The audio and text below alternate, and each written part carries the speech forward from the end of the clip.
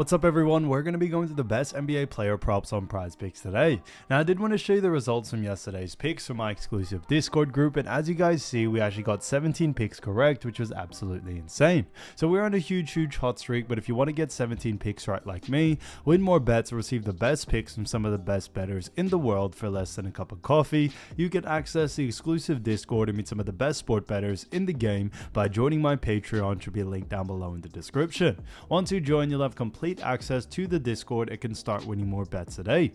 So make sure to join my Patreon using the link in the description. And here's one of our members who just signed up and won himself $500 this yesterday. Another member who won $150 for the 4th day in a row since joining my Discord. So guys, if you want to win big money like our members here, the link will be in the description. So go join the Patreon to have access to the Discord group. And I will be continuing to upload every single day on this channel the best bets and props. So make sure to subscribe so you don't miss my daily uploads. So as you all know, I do want to get these picks out to you as soon as possible, but Prizepicks is delayed with some of their lines. So here are a couple of players you should definitely watch out for when their lines drop. So the first player we're going to be talking about is Eric Gordon, and this one is for 2.5 assists, and this one is for less. Now look at Eric Gordon. We've actually seen him go on the under in 1 out of the last 5 games, and they do face off against none other than the Los Angeles Lakers. Now when we look at the Los Angeles Lakers, we see that they do rank 24th when it comes to assists allowed, and a big reason why we do very much like the under for this situation here is that when it comes to Eric Gordon, we like the under due to the fact that LA Lakers do a really good job at restricting assists to Eric Gordon's position. Now Gordon tends to play shooting guard position, and for that reason we do very much like the under for this situation here. When it comes to Eric Gordon as a whole, we also do see that Eric Gordon also does have, a little bit of a lower usage rate in this department. Now over the last couple of games, we definitely have seen him be able to absolutely be and smash this line. He's had 2 outlier games, but we think that has brought this line a little bit too high, that now it's a lot more volume to actually go on the under here. Now his average over the last 5 is also 3.8, which is pretty good, but definitely not enough due to the fact that as we always say, matchups, that's what's most important. And with a matchup like LA Lakers, who do a great job at restricting assists to Eric Gordon's shooting guard position, we definitely see him going on the under here. So yes, he may have had a pretty good streak as of lately, but we think those were a little bit of an outlier games as they did face off against a lot more easier assist allowed teams. But now that he faced off against Lakers that do a great job at defending assists to their shooting guard position, we definitely see someone like Eric Gordon struggling from this one. So we are going a little bit against the grain here, but for that reason, Eric Gordon 2.5 assists for less I think is a fantastic pick. Now getting to the next one, we're going to be talking about Jaylen Green. So Jaylen Green has been playing great, and this one is for none other than 4.5 rebounds, and this one actually is for less. Now look at Jaylen Green. We've actually seen him go on the under in 4 out of the last 5 games, and they do face off against none other than Atlanta Hawks. Now when we look at Atlanta Hawks, we do see that they rank 20th when it comes to rebounds allowed. So a little bit on the lower side, but a big reason why we still do very much like the under for this situation here is that per position basis, we actually see that Atlanta Hawks do a really good job at restricting rebounds to the shooting guard position. On top of that, we just haven't seen Jaylen Green have that great of a usage rate as of lately in the rebounding department, and that's why we definitely see him struggling again in this matchup against the Atlanta Hawks.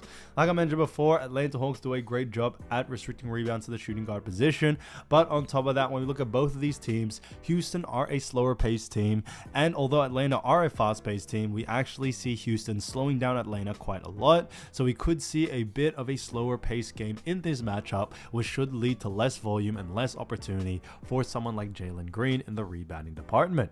Now his average over the last 5 is also 3.4, so all signs really do point towards the under on this one. But when we also look at what the bookies are saying, the bookies also have him favored for the under as well, so it works out in our favor there. So for that reason, Jaylen Green for 4.5 rebounds for less I think is a great pick.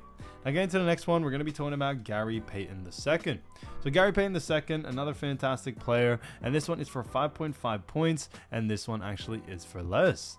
Now look at Gary Payton II. We've actually seen him go in the under in 2 out of the last 5 games, and they do face off against none other than the Utah Jazz. Now Utah Jazz are a fantastic team. Now when it comes to Utah Jazz, and when we look at actually points allowed, we see that Utah Jazz do rank 20 27th when it comes to points allowed. However, Gary Payton II, a big reason why we do very much like the under for this situation here is due to the fact that Gary Payton II doesn't really have that high of a usage rate in the scoring department, and that's a big reason why we do like the under for this situation here. Although Gary Payton II is a great player and we have seen him go on the over on occasion, we think those are some big outlier games, but with a matchup against Jazz, I do a great job at actually restricting points to Gary Payton's position and also the bench, because we tend to see Gary Payton II come off the bench most of the time. We definitely see him going on the under here in this situation. But either way, whether he's starting, whether he's also coming off the bench, that shooting guard position, Jazz just do a really good job at restricting it, and we definitely see that being a big problem for GP2, which is why we do like the under for this one. Now, when we look at what the bookies are saying, the bookies also have him favored for the under as well, so that works out in our favor there. So overall, you know, we definitely do like the under for GP2. So Gary Payton II, 5.5 points for less, I think is a fantastic pick. All right, so as you all know, I do want to get these picks out to you as soon as possible, but Prizepicks is delayed with some of their lines, so here are a couple of players you should definitely watch out for when their lines drop. So the first player we're going to be talking about is none other than Tyrese Maxey. So Tyrese Maxey so far this season has been averaging 26.6 points, 3.5 rebounds, 6 assists, while also shooting 43.2% from the field. So he's done a fantastic job for the 76ers, and when it comes to the 76ers, they do have themselves a great matchup against the Los Angeles Lakers. Now we look at 76ers, they do have a record of 17-27, while the Lakers on the other side have a record of 26-18. So Lakers have been doing pretty decently, but when we also look at the Lakers, we see that they rank 15th when it comes to points allowed. Moving on into assists allowed, we see that they rank 24th, and then rebounds allowed, we also do see that the Lakers rank, you know, fairly better, but they still do rank 14th. So, you know, when it comes to the Lakers, they do very much rank mid-tier in all three categories, or mid to low tier, and for that reason, we do very much like the over for this situation for someone like Tyrese Maxey. Now, Maxey does have a really good usage rate in all three departments. Yes, he may be a bit lower in that rebounding department, but we definitely still see him having the capabilities to go on the over here. A big reason being is that we are expected for some of the star players for 76ers to be out, which definitely gives an increase to the usage rate of Tyrese Maxey to be able to go on the over here. When we look at 76ers, we see that Paul George is expected to be out for this game, and so is Joel Embiid. So it definitely is going to be a Tyrese Maxey show. We definitely like the over for him in all three situations, whether it's points, rebounds, and assists. So I definitely would keep an eye out for all three lines, as I see a lot of value there for him to be able to go on the over. So like I mentioned with his line, keep an eye out for it. If it is under his averages, definitely look to go on the over. So I definitely see a lot of great value there. Again, to the next player, we're going to be talking about Collin Sexton. So Collin Sexton from the Utah Jazz has been averaging 18.3 points, 2.9 rebounds, and 4.1 assists, while also shooting 47.4% from the field.